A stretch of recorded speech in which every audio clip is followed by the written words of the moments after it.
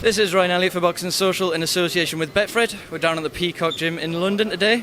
With me, heavyweight sensation Daniel Dubois. Daniel, how are you today, mate? Good, mate. Good, yeah. It's good media day, and I'm getting a day of training, so it's all good. We're down here today to watch you go through your paces. We've also been joined by a heavyweight legend, Frank Bruno, someone who I know you look up to, someone you've watched a lot of. How much does it mean to you have Frank down here today singing your praises to the media and sort of banging the drum for you, if you will? It's great to have that, old school mentality fighter and old school warrior. He's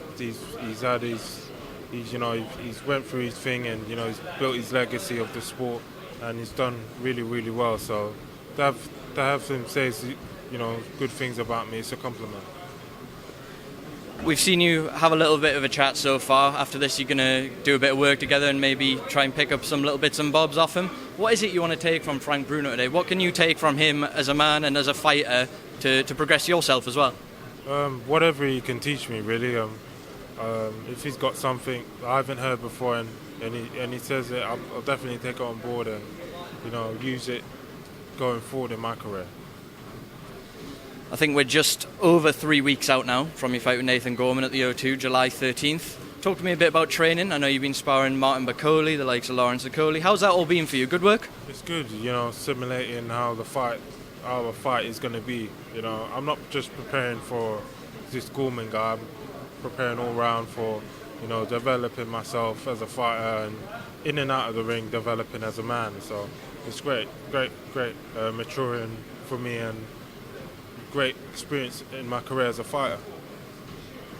It's an exciting time to be a heavyweight, particularly on these shores. Without looking too far ahead, if you do get the win against Nathan Gorman, where does that leave you in this mix?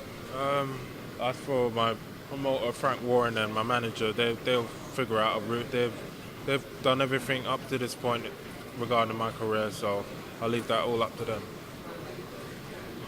Now, we saw some heavyweight action elsewhere this weekend. I'm sure you watched Tyson Fury. What did you think of the fight and the spectacle we saw as well? It was great. I'm sure the boxing fans and, American fans really probably would have enjoyed it. And, he's out in Las Vegas, beat what was in front of him and, own the show.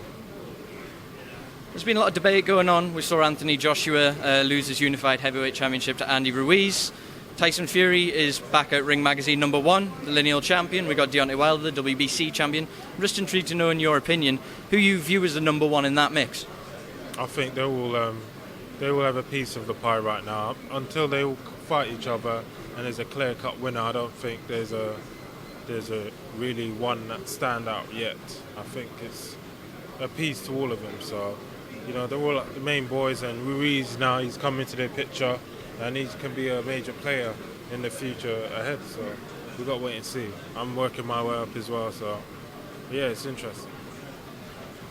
All these guys up there are within the big fights. We saw Joshua Ruiz. That rematch is probably the biggest fight in the heavyweight division other than Wilder Fury 2 right now.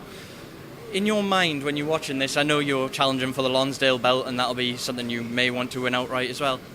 You're still so young, but how far away do you think you are from getting right up into that top level mix in your mind?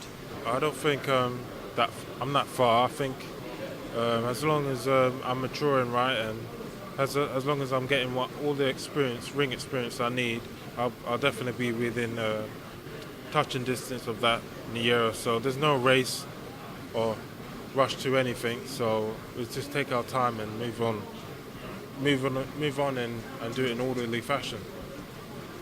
I saw you come out after Tyson Fury had said publicly he expects Nathan Gorman to win this fight on July 13th, backing his man. You came out and sort of defended yourself. It's not like you to talk. It was by no means trash talk, but you said something along the lines of, "You're wrong. I'm going to win this fight. I'm going to prove you wrong." What do you make of that situation when you saw Tyson Fury picking Gorman as well? Nothing really. It's back and forth. This is boxing. We don't take no